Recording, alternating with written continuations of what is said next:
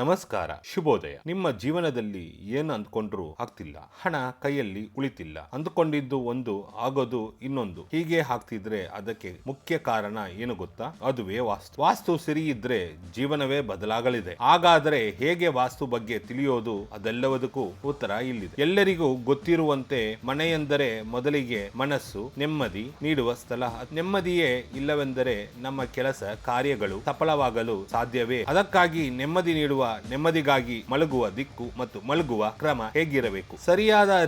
ಸರಿಯಾದ ದಿಕ್ಕಿನಲ್ಲಿ ಮಲಗದಿದ್ದರೆ ಏನೆಲ್ಲ ಸಮಸ್ಯೆಗಳು ಎದುರಾಗುತ್ತದೆ, ಅದನ್ನು ಸರಿ ಮಾಡಿಕೊಂಡ್ರೆ ಏನೆಲ್ಲ ಲಾಭಗಳು, ಅದೆಲ್ಲವನ್ನು ತಿಳಿಯೋಣ ಬನ್ನಿ. ನೀವು ಇನ್ನೂ ನಮ್ಮ ಚಾನೆಲ್ಗೆ ಸಬ್ಸ್ಕ್ರೈಬ್ ಆಗಿಲ್ಲ ಅಂದ್ರೆ ಕೂಡಲೇ ಸಬ್ಸ್ಕ್ರೈಬ್ ಆಗಿ. ನಾವು ಮಲಗುವ ದಿಕ್ಕು ಎಷ್ಟು ಮುಖ್ಯವೆಂದರೆ ಅದೇ ನಮ್ಮ ಜೀವನದ ಬೆಳಗಿನ ದಿನಚರಿಯನ್ನು ನಿರ್ಧರಿಸುತ್ತೆ. ಇಡೀ ದಿನವೇ ಅದ್ಭುತವಾಗಿರುವಂತೆ ನೋಡಿಕೊಳ್ಳು. ಯಾವಾಗ ನಾವು ಮಲಗುವಂತ ದಿಕ್ಕು ಸರಿಯಾಗಿರೋದಿಲ್ವೋ ಆಗ ನಿದ್ರೆ ಸಮಸ್ಯೆಗಳು ಎದುರಾಗಲಿದೆ.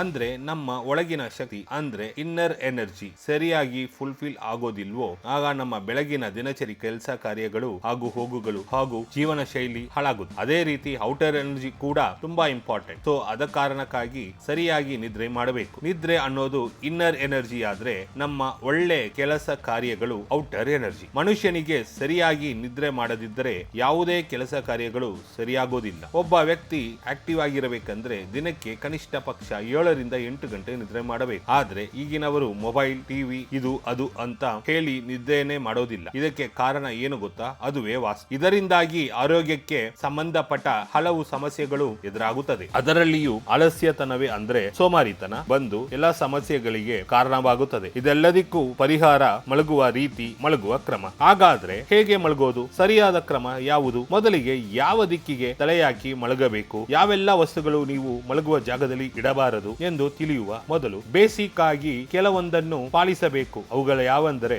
ಮೊದಲಿಗೆ ರಾತ್ರಿ 10 ಗಂಟೆಯೊಳಗೆ ಮಲಗುವಂತರಷ್ಟು ಮಾಡಬೇಕು. ಎರಡನೇದಾಗಿ ಸೂರ್ಯ ಹುಟ್ಟುವ ಮುಂಚೆ ಅಂದ್ರೆ 6 ಗಂಟೆಯೊಳಗೆ ಹೇಳಬೇಕು. ಇದನ್ನು ಸರಿಯಾಗಿ ಇವತ್ತಿನ ಜನರೇಷನ್ ಪಾಲಿಸಬೇಕು. ಇನ್ನು ಈ ಮಲಗುವಾಗ ಮಾಡುವಂತಹ ತಪ್ಪೇನು ಅಂದ್ರೆ, ಎಕ್ಸಾಂಪಲ್ ನೋಡೋದಾದ್ರೆ, ನೀವು ಮಲಗುವ ಕೋಣೆ ಅಥವಾ ಮಾಸ್ಟರ್ ಬೆಡ್ರೂಮ್ ಅಂತ ಬಂದ್ರೆ ನೀವು ಯಾವಾಗಲೂ ದಕ್ಷಿಣ ದಿಕ್ಕಿಗೆ ತಲೆ ಹಾಕಿ ಮಲಗುವ ಅಭ್ಯಾಸ ಮಾಡಿಕೊಳ್ಳುವುದು ಮೊದಲ ಆಯ್ಕೆ. ಎರಡನೆಯದಾಗಿ ಜನರಲ್ ಆಗಿ ಹೇಳೋದಾದ್ರೆ, ಯಾವುದೇ ರೂಮಿನ ಪೂರ್ವಕ್ಕೆ ತಲೆ ಹಾಕಿ ಕೂಡ ಮಲಗಬಹುದು. ಇದು ಸರಿಯಾದ ಕ್ರಮ. ಇನ್ನೊಂದು ವಿಚಾರ ಗಮನದಲ್ಲಿ ಇರಲಿ, ಪೂರ್ವಕ್ಕೆ ತಲೆ ಹಾಕಿ ಮಲಗಿದ್ರು ನಿಮ್ಮ ತಲೆಯ ಮೇಲೆ ಸಜ್ಜ ಇರಬಾರದು. ಇದು ತುಂಬಾ ಇಂಪಾರ್ಟೆಂಟ್ ಆಗಿರುತ್ತೆ. ದಕ್ಷಿಣದಲ್ಲಿಯೂ ಕೂಡ ಸಜ್ಜ ಇರಬಾರದು. ಸಜ್ಜ ಏನಾದ್ರು ಇದ್ದಲ್ಲಿ ಆರೋಗ್ಯ ಸಮಸ್ಯೆಗಳು ಎದುರಾಗಲಿದೆ. ನಿದ್ರಾಹೀನತೆ ಸಮಸ್ಯೆಗಳು ಜಾಸ್ತಿ ಆಗುತ್ತೆ. ಆರೋಗ್ಯ, ಆಯಸ್ಸು ಎಲ್ಲವೂ ಕೂಡ ಕಡಿಮೆ ಆಗುತ್ತೆ. ಅಂದ್ರೆ ಆರೋಗ್ಯ ಕೆಟ್ಟರೆ ಆಗ ನಿಮಗನಿಸುತ್ತೆ ಆರೋಗ್ಯ ಇಲ್ಲದೆ ಏನಿದ್ರು ಏನು ಪ್ರಯೋಜನ. ನೆಕ್ಸ್ಟ್ ಪಾಯಿಂಟ್ ಏನಂತ ನೋಡೋದಾದ್ರೆ, ನೀವು ಮಲಗುವಂತಹ ರೂಮಿನಲ್ಲಿ ಎಕ್ಸಾಂಪಲ್ ನೀವು ದಕ್ಷಿಣಕ್ಕೆ ಮಲಗಿದ್ದೀರಾ ಅಂತ ಕೆಲವರು ಭೀಮಿನ ಕೆಳಭಾಗದಲ್ಲಿ ಮಲಗುತ್ತಾರೆ. ಇದು ಕೂಡ ಕೆಲ ಸಮಸ್ಯೆಗಳಿಗೆ ಕಾರಣವಾಗುತ್ತದೆ. ಇದಕ್ಕೆ ಪರಿಹಾರ ಏನಂದ್ರೆ, POP ಮಾಡಿಸಿದ್ರೆ ಒಳ್ಳೆಯದು. ಸಂಪೂರ್ಣ ಅದನ್ನು ಮುಚ್ಚಬೇಕು. ಇನ್ನೊಂದು ಪ್ರಮುಖವಾದಂತಹ ವಿಷಯ ಏನಂದ್ರೆ, ಎಕ್ಸಾಂಪಲ್ ರೂಮ್ ಇದೆ ಅಂದ್ರೆ ಅಲ್ಲೊಂದು ಟಾಯ್ಲೆಟ್ ಮಾಡಿದ್ದೀರಾ ಅಂತಾನೆ ಇಟ್ಕೊಳ್ಳೋಣ. ಅಲ್ಲಿ ಪೈಪ್ ಲೈನ್ ಇದೆ, ಇಲ್ಲಿ ಶವರ್ ಪಾಯಿಂಟ್ ಕೂಡ ಬಿಟ್ಟಿದ್ದೀರಾ. ಇದೇ ವಾಟರ್ ಲೈನ್ಗೆ ತಲೆ ಹಾಕಿ ಮಲಗಬಾರದು. ಇದು ಕೂಡ ದೊಡ್ಡ ತಪ್ಪು. ವಾಯುವ್ಯದಲ್ಲಿ ಒಂದು ರೂಮ್ ಮಾಡಿದೀವಿ ಅಂದುಕೊಳ್ಳೋಣ. ಯಾವುದೇ ಕಾರಣಕ್ಕೂ ವಾಟರ್ ಫ್ಲೋ ಆಗುವಂತ ಜಾಗದಲ್ಲಿ ತಲೆ ಹಾಕಿ ಮಲಗುವಂತ ಕೆಲಸವನ್ನು ಮಾಡಬಾರದು. ಇದು ಕೂಡ ನಿಮಗೆ ಫ್ಯೂಚರ್ ನಲ್ಲಿ ಲಾಂಗ್ ಟರ್ಮ್ ಅಲ್ಲಿ ಹೆಲ್ತ್ ರಿಲೇಟೆಡ್ ಪ್ರಾಬ್ಲಮ್ಸ್ ಆಗುವಂತದ್ದು, ಕಫಾ ಪ್ರಕೃತಿ ಜಾಸ್ತಿ ಆಗುವಂತದ್ದು. ವಾಯುವ್ಯದಲ್ಲಿ ಒಂದು ರೂಮ್ ಮಾಡಿದ್ದೀವಿ ಅಂದುಕೊಳ್ಳೋಣ. ಯಾವುದೇ ಕಾರಣಕ್ಕೂ ನೀರಿನ ನಲ್ಲಿ ಪಾಯಿಂಟ್ಸ್ ವಾಟರ್ ಫ್ಲೋ ಆಗುವಂತ ಜಾಗದಲ್ಲಿ ತಲೆ ಹಾಕಿ ಮಲಗುವಂತ ಕೆಲಸವನ್ನು ಮಾಡಬಾರದು. ಇದು ಕೂಡ ನಿಮಗೆ ಫ್ಯೂಚರ್ ನಲ್ಲಿ ಲಾಂಗ್ ಟರ್ಮ್ ಅಲ್ಲಿ ಹೆಲ್ತ್ ರಿಲೇಟೆಡ್ ಪ್ರಾಬ್ಲಮ್ಸ್ ಆಗುವಂಥದ್ದು, ಕಫಾ ಪ್ರಕೃತಿ ಜಾಸ್ತಿ ಆಗುವಂಥದ್ದು, ಸೈನಸ್ ಪ್ರಾಬ್ಲಮ್ ಬರುವಂಥದ್ದು, ಆರೋಗ್ಯ ದುಷ್ಪರಿಣಾಮಗಳು ಬೆಳೆಯುವಂಥದ್ದು, ನಿದ್ರಾಹೀನತೆ ಸಮಸ್ಯೆಗಳು ಬರುವಂಥದ್ದು ಹೆಚ್ಚಾಗುತ್ತದೆ. ಮತ್ತೊಂದು ಪಾಯಿಂಟ್, ಇಟ್ ಈಸ್ ಇಂಪಾರ್ಟೆಂಟ್ ನೋಡಿ. ನಂಬರ್ 1, ರೂಮಿನಲ್ಲಿ ನೀವು ಮಲಗುವ ಹಿಂಬದಿಯಲ್ಲಿ ಕಿಟಕಿ ಇರುವುದು ಕೂಡ ತಪ್ಪೆ. ಯಾವತ್ತು ನಾವು ಮಲಗುವ ಎಕ್ಸಾಕ್ಟ್ ಹಿಂಭಾಗದಲ್ಲಿ ಕಿಟಕಿ ಇರಬಾರದು. ಇದರಿಂದ ನಿದ್ರೆ ಸಮಸ್ಯೆಗಳು ಎದುರಾಗಲಿದೆ.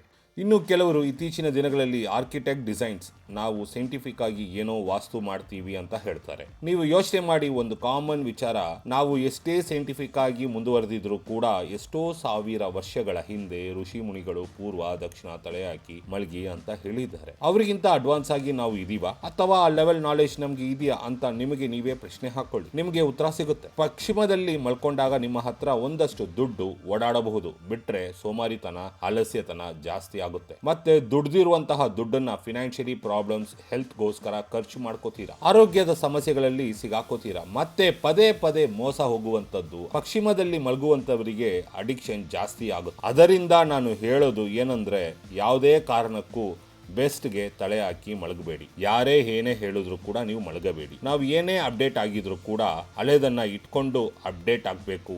ಅದನ್ನ ನಮಗೆ ಬೇಕಾದಂಗೆ ನಮ್ಮ ಶಾಸ್ತ್ರಗಳನ್ನು ಬದಲಾಯಿಸಬಾರದು. ಶಾಸ್ತ್ರ ಹಾಗೂ ಸಂಪ್ರದಾಯಗಳನ್ನು ಫಾಲೋ ಮಾಡಬೇಕೇ ಹೊರತು ಬದಲಾಯಿಸಬಾರದು. ಈ ರೀತಿಯಾಗಿ ನೀವು ಬಹಳ ಎಚ್ಚರಿಕೆ ವಹಿಸಬೇಕು. ಅದರ ಜೊತೆಗೆ ನೋಡಿ, ನೀವು ರೂಮ್ ಓಪನ್ ಮಾಡಿದ ತಕ್ಷಣ ನೀವು ಮಲಗಿರುವಂತಹ ಕಾಲು ಕಾಣಬಾರದು. ಇದು ಕೂಡ ತಪ್ಪು. ಇದರಿಂದ ಭೇದ ದೋಷ ಬರುತ್ತೆ. ಇದು ಕೂಡ ನಿಮಗೆ ಪ್ರಾಬ್ಲಮ್ಗಳನ್ನು ಕೊಡುತ್ತದೆ. ಆದ್ದರಿಂದ ನೀವು ಒಂದು ಗೃಹ ನಿರ್ಮಾಣ ಮಾಡುವಂತ ಸಂದರ್ಭದಲ್ಲಿ, ಮಲಗುವಂತ ಕೋಣೆಯನ್ನ ಮಾಡುವಂತ ಸಂದರ್ಭದಲ್ಲಿ ಹಲವಾರು ಸಲಹೆ ಕೇಳಿ 5 ಅಲ್ಲದಿದ್ದರೂ 10 ಬಾರಿ ಯೋಚಿಸಿ ಸರಿಯಾದ ನಿರ್ಧಾರ ಮಾಡಿಕೊಳ್ಳಿ. ಗಾಳಿ ಯಾವಾಗಲೂ ನಮಗೆ ನೈಋತ್ಯ, ಪಶ್ಚಿಮ, ವಾಯುವ್ಯ ದಿಕ್ಕಿನಿಂದಲೇ ಬರೋ ತರ ಕಿಟಕಿ ಇಡುವುದು ಒಳ್ಳೆಯದು. ಒಂದು ವೇಳೆ ನೈಸರ್ಗಿಕ ವಾಯು ಅಂದ್ರೆ ನ್ಯಾಚುರಲ್ ಏರ್ ಒಳಗೆ ಬರದೆ ಹೋದರೆ ಅಲ್ಲಿ ಪ್ರಾಣಶಕ್ತಿ ಕಡಿಮೆಯಾಗುತ್ತೆ. ಎಲ್ಲಿ ಪ್ರಾಣಶಕ್ತಿ ಕಡಿಮೆ ಇರುತ್ತೆ ಅಲ್ಲಿ ಆರೋಗ್ಯ ಸಮಸ್ಯೆ ಎದುರಾಗುತ್ತೆ. ಅದರಿಂದ ನೀವು ಸರಿಯಾದ ಕ್ರಮದಲ್ಲಿ ಮನೆಯ ನಿರ್ಮಾಣ ಮಾಡಬೇಕು. ಅದಷ್ಟೇ ಅಲ್ಲ, ಸರಿಯಾಗಿ ಮನೆಯನ್ನು ಇಟ್ಟುಕೊಳ್ಳಬೇಕು. ಮಲಗುವ ಸ್ಥಳದಲ್ಲಿ ಕಸವನ್ನು ಹೆಚ್ಚು ಹೊತ್ತು ಬಿಡಬಾರದು. ಅಶುಭ ಎನ್ನುವ ವಸ್ತುಗಳನ್ನು ಇಡಬಾರದು. ಆ ವಸ್ತು ಯಾವುವು ಮತ್ತು ಮನೆಗೆ ಸಂಬಂಧಪಟ್ಟ ಇನ್ನುಳಿದ ವಾಸ್ತು ಹೇಗಿರಬೇಕು ಅದೆಲ್ಲವನ್ನು ಮುಂದಿನ ಸಂಚಿಕೆಯಲ್ಲಿ ನಿಮ್ಮ ಮುಂದೆ ಇಡ್ತೀವಿ. ಇನ್ನೊಂದು ಮುಖ್ಯ ಅಂಶ ಏನಂದ್ರೆ, ನಿಮಗೆ ಉಚಿತ ಸಲಹೆ ಬೇಕಾದಲ್ಲಿ ಕಮೆಂಟ್ ಮೂಲಕ ಸಂಪರ್ಕಿಸಬಹುದಾಗಿದೆ. ಧನ್ಯವಾದಗಳು.